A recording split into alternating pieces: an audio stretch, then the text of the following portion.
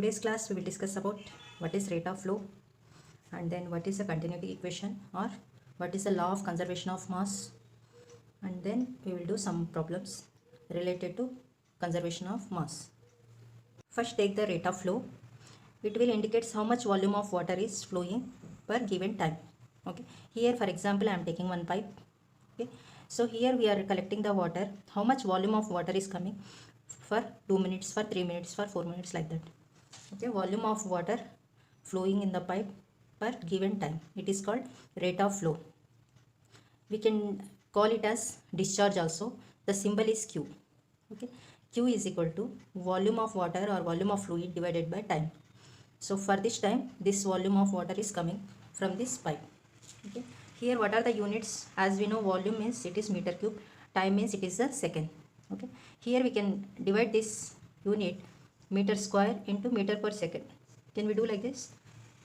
Meter square into meter means meter cube second. So we can do it. Meter square means what I am doing is I am taking area. Okay, area of this pipe.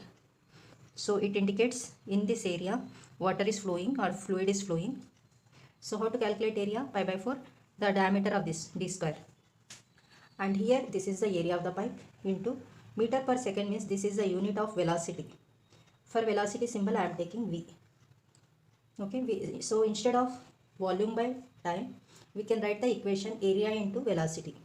So always remember, for volume I am writing V is like this. For velocity I am writing V, capital V. Okay, so the meaning is Q is equal to A into V also. Okay, so here we can write Q is equal to volume by time or area into velocity. Okay, so here next one, take the continuity equation or law of conservation of mass. So what is the law of conservation of mass means? So in a system, we are taking isolated system. Whatever mass is there, it does not cross the system boundary. Okay, now I am taking here for example one isolated system. Isolated system is mass as well as energy not crossing the system boundary. This is the system boundary. Okay, and so for this isolated system, as I told, mass and energy are not crossing the system boundary. Okay, not crossing. The meaning is whatever mass we are taking, okay, for doing some process, it is constant as it is. Okay, let us take in one example. Both reactants A and B in the chemical reaction will give C and D products. Okay, according to this law of conservation of mass, mass is constant inside it. Okay, whatever mass of the reactants is equal to mass of the product. So here I am writing mass of reactants is equal to mass of these products. Okay, the meaning is mass of reactant means mass of A plus mass of B is equal to mass of products means products are C and D, mass of C plus mass of D. Okay, so what is the use of this law of conservation of mass? This will use for calculating unknown mass. Let us assume we don't know MD means mass of the product D. Okay, so by using this equation, these are, let us assume these are known values. We can find MD value easily by using this. In the next example, whatever mass is entering at input is equal to mass at output. So here also, so how to define the law of conservation of mass means, the law of conservation of mass states that mass in an isolated system is neither created nor destroyed by chemical reactions or physical transformations. If you are doing any physical process by applying forces, the mass remains constant. Okay, here the useful of this law of conservation of mass is we can find the unknown mass, okay, in the chemical reactions or the gas consumed, how much gas has consumed, okay, in a reaction, like that we can find. Take the continuity equation. So here in this example, take first one example. I am taking one pipe here, different cross sections. At inlet, let us take diameter is D1. At outlet, it is the more diameter D2. Okay, areas are pi by 4 D1 square, that is A1 I am taking. Okay, and then area at the two section is A2. According to conservation of mass, whatever mass is entering at inlet is equal to mass at outlet. Okay, M1 is equal to M2. So here according to continuity equation, here whatever discharge is coming at inlet is equal to discharge at outlet, or the next name for this is rate of flow at inlet is equal to rate of flow at outlet. So we are taking the rate of flow symbol Q1, that is Q1 is equal to Q2 according to this continuity equation. So instead of Q, shall we write area into velocity? Okay, so what is the area at inlet? A1. Let us take velocity at inlet is V1 is equal to area at outlet is A2, V2. Okay, so by using this we can find the unknown value of the velocity. According to conservation of mass, we can write m1 is equal to m2, whatever mass at inlet is equal to mass at outlet. So let us take, we don't know what are the mass of the fluid, so let us take density of the flowing fluid. Density is equal to mass by volume. Okay, so here instead of mass I am writing rho into V1. Okay, where V is the volume, rho 1 V1 is equal to rho 2 V2. Shall we write like this according to this equation? Okay, here what I am doing is, instead of volume, okay, so I am taking both sides volume by time. Okay, so let us take rho 1 V1 by T means volume by time means it is a discharge. What is the discharge formula? Area into velocity. So A1 V1, rho 1 A1 V1 is equal to rho 2 A2 V2. We can take this equation also for law of conservation of mass. According to continuity equation, we can take this equation. We are using the same fluid. If it is incompressible means rho 1 is equal to rho 2, we will get the same equation, A1 V1 is equal to A2 V2. Okay, so here for incompressible fluids, density is constant, that's why incompressible fluids means for ideal fluids we are taking this equation as continuity equation. Okay, here rho 1 is equal to rho 2 means these two values will be constant, density is constant means A1 V1 is equal to A2 V2, so we will get the same equation. So continuity equation or law of conservation equation means A1 V1 is equal to A2 V2. Let us take the example, first problem. In it, different cross sectional pipe is given. At inlet, diameter is 10 cm, velocity of the flow is 5 meter per second, and at the outlet, diameter is 15 cm, velocity is V2. We need to find the velocity at the outlet. Okay, in the given question we have to find the discharge from this pipe, so and then velocity we have to find at the outlet. Here how to find this means, as we know continuity equation is A1 V1 is equal to A2 V2. Okay, here what is the area at inlet? Diameter is given, that's why I am taking area is pi by 4 d1 square. What is d1 here? It is given in centimeter, it is given in meter, so convert this is also in meter. 10 by 100 pi by 4 d square for circular area into V1. V1 is given 5 meter per second into 5 is equal to, what is the area at outlet? Pi by 4 d square means d2 square means 15 by 100 whole square into V2. V2 we need to find. Okay, cancel the common terms at both sides. 100 will also getting cancelled. Here 10 square means 100 into 5. So here 15 square, 15 into 15. Here we will get V2. So find out V2 here. V2 means 500 by 15 into 15. Cancel that common terms.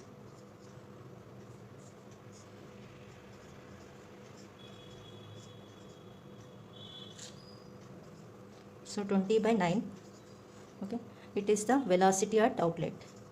If you are doing with calci, we will get the velocity 2.22 meter per second. So velocity at outlet is 2.22, and also we have to find Q value. Q is equal to A1 V1 or A2 V2. It is a continuity equation. A1 V1 I am taking. A1 means same area 10 by 100 whole square. What is the velocity? 5. So by using calci we will get the value. Value of Q is 0.03927, and what are the units? Volume by time, meter cube by second. This is the Q value. So here we are taking the continuity equation, that is Q1 is equal to Q2, A1 V1 A2 V2. From it we did V2 value. So V2 we got 2.22, V1 is 5. Always remember one thing for competitive exams also, if area is more, velocity is less. If area is less, velocity is more. If we take the two velocities, 5 meters 2.22, So at the more area, less velocity will come. This is a very important question for competitive exams. Okay. So according to area, velocity is changing. Let us take in next example. Just one given area is here. This pipe is dividing into two branches. Let us assume like this, like this. Let us take this is a smaller diameter, this is a bigger diameter compared to this. Okay.